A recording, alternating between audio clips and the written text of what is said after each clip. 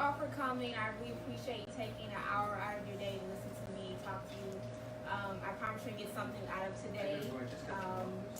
And before I get too far into the presentation, I just want to ask you guys, when you think of style, what does that mean to you? When you think of style, how would you define it? It's how you present yourself to somebody. You tell us, that's why we're here. Your individual personality. Yeah, definitely. And then, do you think there's a difference between fashion and style? Yes. Yeah, of course. What would you say the difference is? Well, style is in good taste. Fashion isn't always in good taste. That's true. Okay. So I will give you my perspective, obviously, but before I do that, I want to make sure I introduce you as Patrice Renee today. Most of you know me as Patrice Henderson as a realtor, but Patrice Renee is a style educator, blogger, author, and speaker. I have over a decade of experience in the fashion and style industries. I have a bachelor's of science degree in apparel merchandising and product development. Within that program, I was able to go to the Fashion Institute of Technology in New York for a year and get a degree in advertising and marketing communications. There, I interned for fashion designers such as Tracy Reese and Larissa Ron.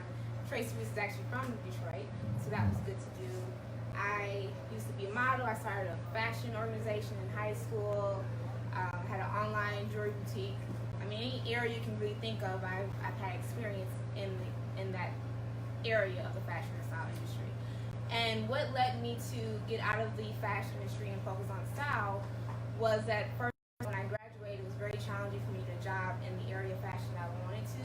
And someone asked me, why don't you just start your own thing? And the first thing was to think of was to be a fashion designer, but I realized that design, I had the creativity for it, but I didn't think that it was going to be in line with what I wanted to accomplish. And so I came across wardrobe style, and I figured that was going to be the perfect fit for me because it was already an extension of what I was doing with retail. I have worked for so many different fashion retailers selling different products. And so this is going to actually allow me more integrity with those people as a wardrobe stylist. And so what I ended up doing is I realized that I researched and found that starting a blog would help me get exposure to be a fashion stylist. And then I forgot that I actually enjoy writing. So it became eventually where I became fashion style blogger to a personal style blogger. And what happened too is I joined this organization right before they went out of business. It was the first luxury, strictly online wardrobe styling company. And they helped me see that it was more than just telling people what they should wear based on what I think is cute.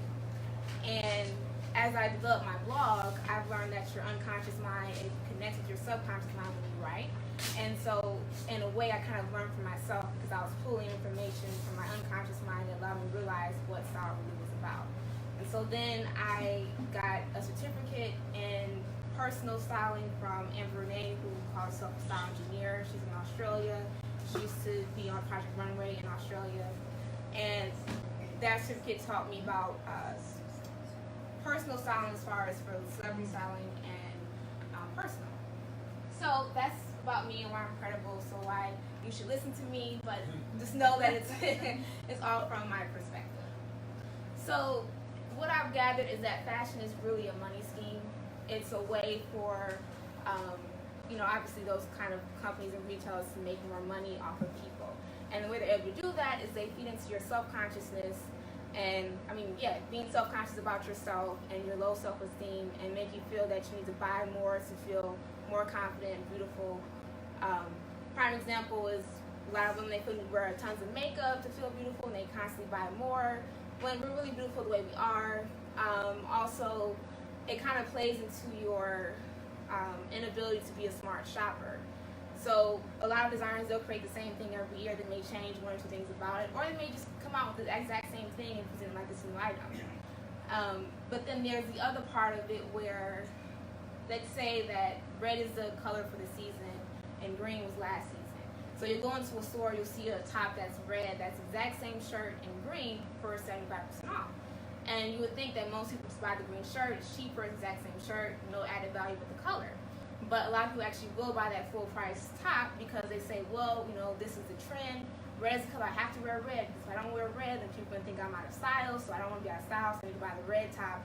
I'm spending so much more money that I don't need to spend. And obviously with that, the sense of being in trend, it plays into your self-conscious as well, because it also makes you want to confine yourself to be like everyone else. And that's definitely not what you should dress for. You should dress for yourself. And what style does, it actually empowers you to grow into the person that is the better version of yourself, help you achieve your life goals and professional goals. And my definition of style is anything that people can see, touch, hear, smell, or speak as relates to who you are. So it's where people identify who you are without you ever having to say anything. And it also helps you connect better with yourself, because when you understand that everything that you associate yourself with regards to not just your appearance or the brands you wear, but the people that you associate with, what you attract into your life, what goes on with you, even down to the food that you choose to eat. It all says something about what's going on in your life, who you are, and who you are becoming. So with that being said, I want you to definitely consider style as marketing. Just like when you're marketing a house.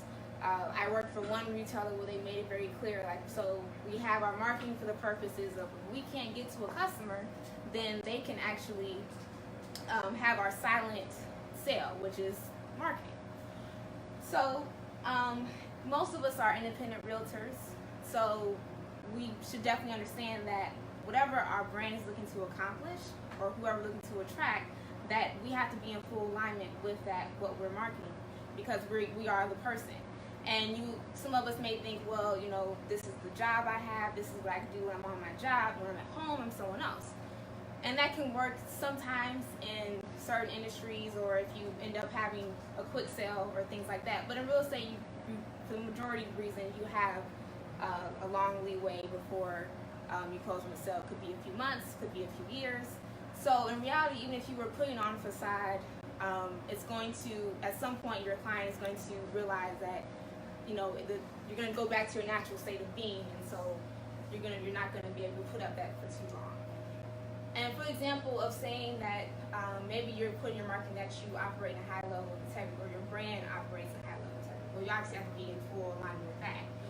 Because if you're late for the appointment, you don't do what you say you're going to do, obviously you don't operate integrity, and then your marketing ends up being waste because you're attracting the people that you want to believe that you operate integrity, and you don't fulfill that.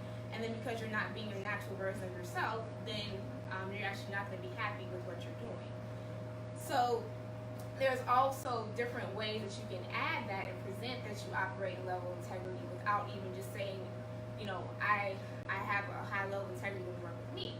I mean, obviously saying that is great, but you don't always have to say it. You can find other ways to do that, and that's how you use style in your marketing. And then obviously if you have a team, you definitely want the same thing as well. I mean, even more so probably because you want to make sure that whoever you bring on your team is going to reflect the brand as well. And you can't, I mean, obviously it's not going to be a perfect situation. You're not going to have everyone that's meets every last detail, but you're definitely, when you interview people, you're going to know who fits in and who's not, because you definitely don't want to have a bad apple that ruins the whole bunch. So with that being said, how would you say that you're using style in marketing now? Terrible. I think that the problem is that style and marketing, it's changed over the years. So many people are doing the internet, they're doing work in internet. For instance, my stockbroker used to be a suit and tie guy. He's just like you, or even like me. You go into the office and they're stylish. You believe them because they're doing a good job, but they're wearing jeans and a shirt. It's in for them.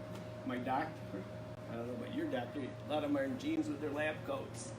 Mm-hmm. Everything has changed so much. It's hard because so many people are working at home that they get used to not dressing the way people expected them. My clients, you go there, or they come here for closings. What do they look like? They look like they just rolled out of bed. Yeah. And so I roll out of bed too, different bed. And so it's changed so much that by old standards, I dress like a pig. By today's standards, I dress like a pig too. But people accept me accept me for what I am. So the old style and old fashions change, and it's a whole new mode. Yeah, and I mean the thing is too, I mean that could be your actual style. And then you obviously want to find a way to connect with them, so it all just has to be in line with whatever that is. Does anyone else want to share? Well, like last night, I listed a condominium. It's a lower level or lower priced place, nothing spectacular about the unit, but the complex has a swimming pool, tennis courts, jogging trails. So I told my seller that I'm not selling real estate, I'm selling a lifestyle when we're putting this on the market. And the lifestyle would be focusing on exercise, fitness, and a carefree resort-like living. And I didn't even mention anything about the 2 bedrooms, 1.5 baths, because that's, to me, not as important as what I'm trying to portray to the public in this place. Right. Okay.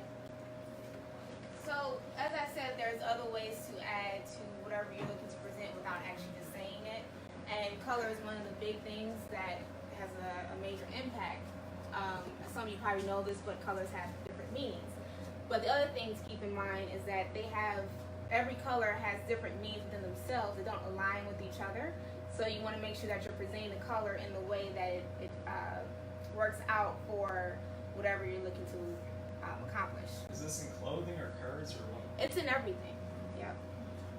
But I mean, today I'm focused on appearance, but I'll talk a little bit more on how everything ties in. So if we use the color blue, for example, and blue definitely means a lot more than what's on here, but for today it means trust, smart, calm, faith, natural, stable, and power. And so if I go back in and say that I'm looking to accomplish integrity with someone, or I'm attracting people that are looking for integrity, then 2 that are going to stand out as a realtor would be trust and power. Because obviously if I have a sense of trust with them, then they associate that with me having a high level of integrity with them. And then power is important because if you're selling a house or you're helping someone buy a house, they want to make sure that you're going to be strong enough, have the power to negotiate on their behalf, get them the house, get the best terms and things like that. So for the purpose of an appointment, it would be definitely effective for me to wear a royal blue blazer. The royal blue is an inviting color because it's bright. So when our minds see something bright, we get excited, kind of happy. So they're going to have the sense of I can trust this person. And obviously you want to smile when you meet them. Having a blazer along with that is going to have a sense of power. It's not going to be as overpowering as a trust is, but it's also going to have a sense of power because that's a more formal kind of clothing. And if I'm going on a listing appointment at someone's house, then either I want to bring it or I want them to have something warm to drink or eat. I learned this recently that meetings in the morning are effective when someone has something warm, or even if it's not in the morning, as long as they're having something warm to drink or eat, it's definitely going to help with getting a deal done for the purpose of when you drink something warm or you eat something warm, then that actual physical warmth goes to your mind and you associate the warmth with the other person you're meeting with. So therefore you establish trust that way as well.